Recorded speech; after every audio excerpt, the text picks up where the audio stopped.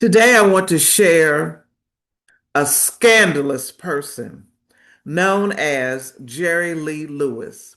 And he's also the cousin of the late Jimmy Swaggart. Jerry Lee Lewis was born in 1935 and he passed away October the 28th in 2022. He was a musician, singer, and songwriter nicknamed the Killer. He was described as rock and roll's first great wild man. Well, I disagree with that.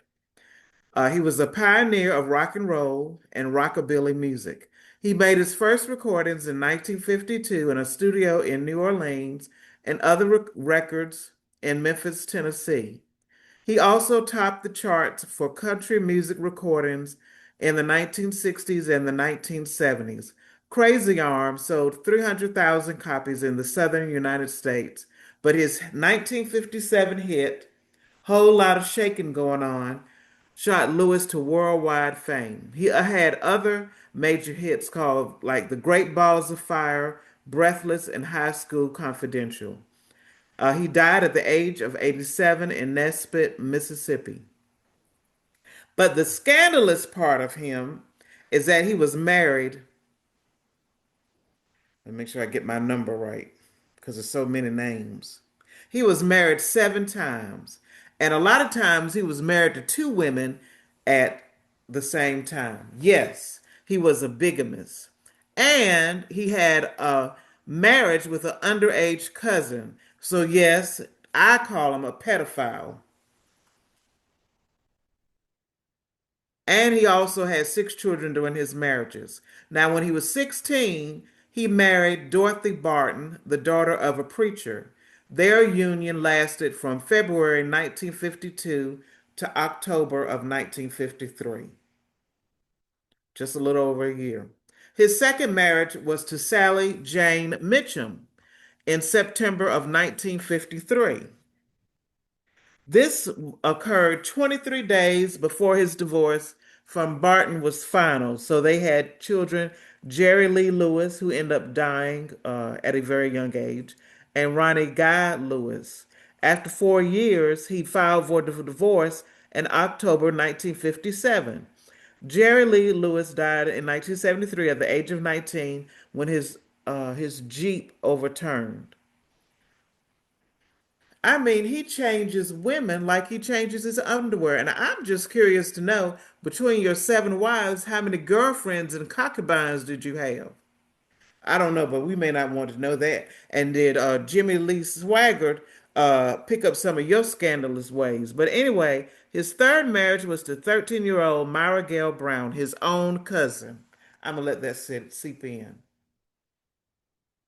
And I hate to say that even in my family, allegedly, some of my relatives from long ago in the 1930s uh, were in love with their cousins. But, this is not right. It's not biblically correct. It's absolutely disgusting. He married his cousin December 12th, 1957. He just like Elvis Presley, who married underage girls, but I don't think Elvis Presley married his cousin. His divorce from Jane Mitchum was not even finalized before the ceremony took place, so he remarried Brown June the 4th, 1958. Why do you keep, how did he even get away with this? Did he pay people off? Because to commit bigamy is against the law. And nobody's father shot you yet? You must have really paid some daddies off because I can't see me having a child, my daughter, marrying your sorry butt because the only thing you have is money and fame. Other than that, you don't have any kind of character. That you are going to marry my daughter, then you divorce her, and the divorce not even final, the signature not even dried on the page, and then you're going to marry another hussy after you left my daughter? I don't think so. And anyway, back to the cousin. He had two children by her, Steve Allen Lewis and Phoebe Allen Lewis. Brown was 14 years old when their son was born, and he died in a swimming pool accident at the age of 3. The cousin, Brown, filed for divorce on the grounds of adultery and abuse, stating that she had been subject to every type of physical and mental abuse imaginable. I can imagine this. Now, they never said that he was on drugs or alcohol, but I bet drugs and alcohol were involved, in addition to a narcissistic spirit and attitude. This man gives me the creeps. His fourth marriage was to Miss Elizabeth Gunn Pate from October 1971 to June 8, 1982. Pate drowned in a swimming pool at the home of a friend with whom she was staying. Several weeks before divorce proceedings could be finalized, they had one daughter, Lori Lee Lewis, born in 1972. So that's about my age. Now, I don't care what anybody says. I don't believe she drowned in no swimming pool. I think Jerry Lee Lewis was behind that. I don't mean any harm. What do you think, everybody? That almost sounds like, who was it? Tito's wife that drowned. I don't, that was really a mysterious circumstances and death. Was Jerry Lee Lewis behind it or somebody else? And she probably ended up dying or drowning mysteriously because he didn't want to pay any more alimony. But then, don't you have to be married for 5 years to get alimony? But I'm sure she was probably entitled to something. But anyway, his next wife was Mary Kathy K.K. Jones of San Antonio, Texas. Testified in court during Lewis's income tax evasion in 1984, and she lived with him from 1980 to 1983. So now you're shacking. So I don't even think this was a wife. No. I told you he had concubines. His fifth marriage was to Sean Stevens, lasted 77 days. Man, why you married all these women? You just might as well stay single. What is wrong with you? And why do you believe in all this divorce? Now, Jimmy Lee Swaggart came out of the Assemblies of God, and the Assemblies of God came out of the Church of God in Christ. So I know that in your teachings, I mean, it's bad enough to have a second wife, but you're going to do it 7 times? You just like Elizabeth Taylor with all these spouse and significant others. Okay, she was married to Sean Stevens. That lasted 77 days, and it ended with her death from an overdose of methadone.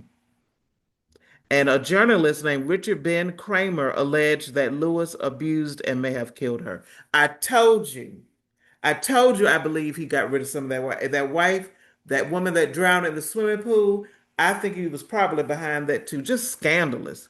His sixth marriage to Carrie McCarver lasted 21 years. That's the longest marriage he ever had. From April 1984 to June 2005.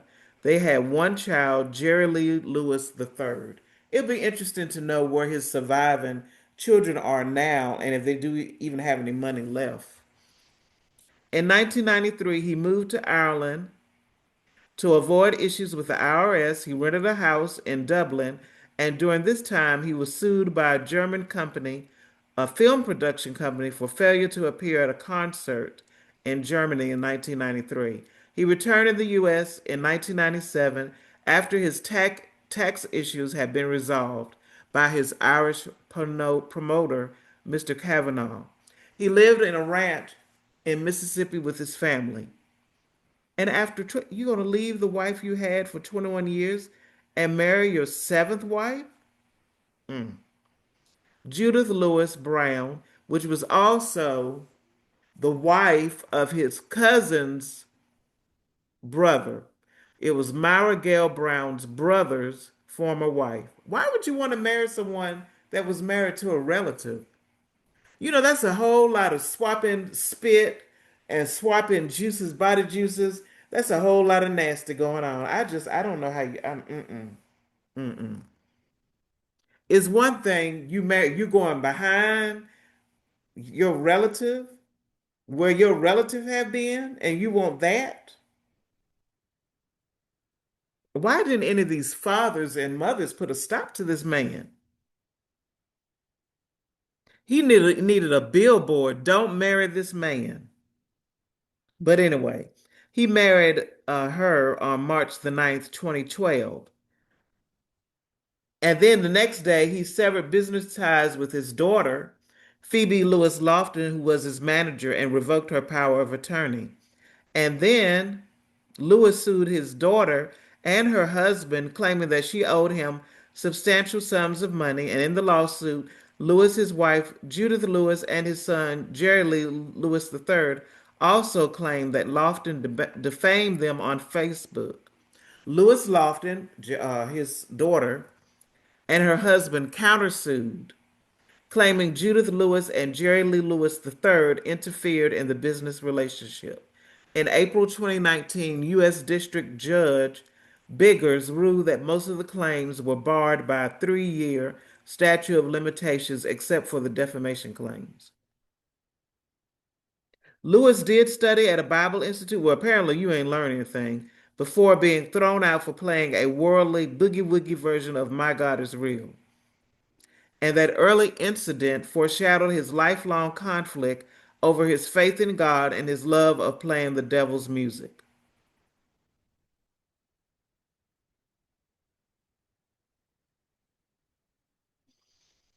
He also had a $1 million quartet jam that involved Lewis, Elvis Presley, Carl Perkins, and Johnny Cash. They performed several gospel songs.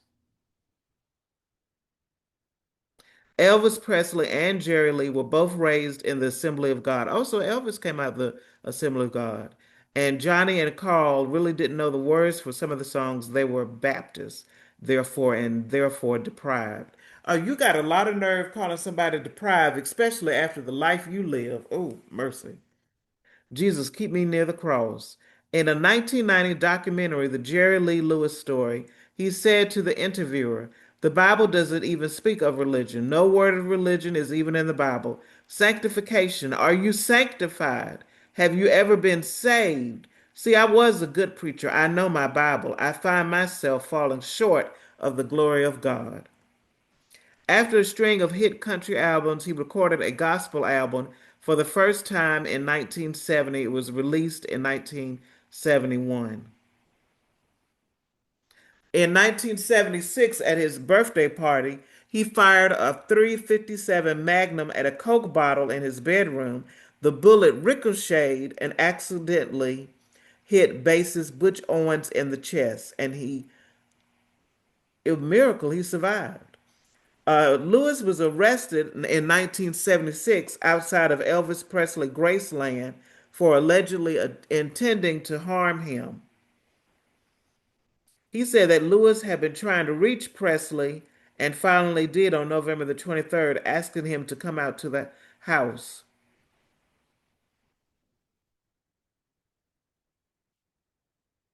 Lewis was at a Memphis nightclub. He called the Vapors drinking champagne when he was given a GUN. Lewis remembered that Elvis wanted to see him and climbed aboard in his new Lincoln Continental with the loaded pistol on the dash. He accidentally smashed into the famous Graceland gates. Wow. His Presley's cousin saw him attempting to hurl the champagne bottle out the window, not realizing the window was rolled up, smashing both. So it ended up hitting somebody. Bragg reports that Lewis denies ever intending to do Presley harm and that the two were close friends. But Elvis, watching on the closed circuit television, told guards to call the police.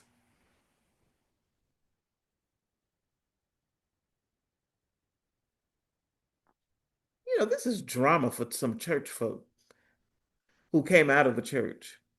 The Memphis police found the gun in the car and put Lewis protesting, hollering, and threatening them away in handcuffs. The cops asked Elvis, "What do you want us to do?" And Elvis said, "Lock him up." And that hurt his feelings. He was charged with carrying a pistol and public drunkenness. He was released on a $250 bond, and his mugshot was wired around the world. Presley died at Graceland 9 months later. Now, how did he get released on a $250 bond?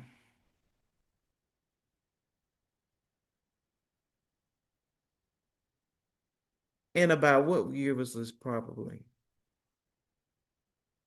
Oh, okay, in 1976. He was also had a lot of financial debt with the IRS. This man is full of drama. Lord, keep me through the cross. And there you can see he's married to his child bride. You're nothing but a nasty pedophile. But anyway, in 1979, the IRS seized property from Lewis to compensate a $274,000 tax debt. The property included automobiles, a tractor, five motorcycles, jewelry, musical instrument, home entertainment equipment, and FIREARMS. An auction was held, but only 150 bidders showed up, and they end up getting a $91,382, a third of the debt. In 1984, he was found innocent of evading taxes, but he still owed money. They seized property from his ranch in Nesbitt, Mississippi. In 1988, he filed for bankruptcy, petitioning that he was more than $3 million in debt, including $2 million he owed to the IRS.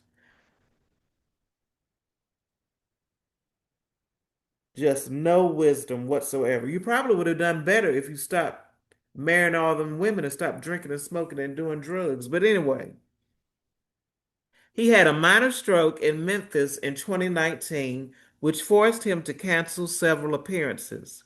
He died at his home 3 years later on October the 28th, 2022, in Nesbitt, Mississippi, at the age of 87 due to an illness.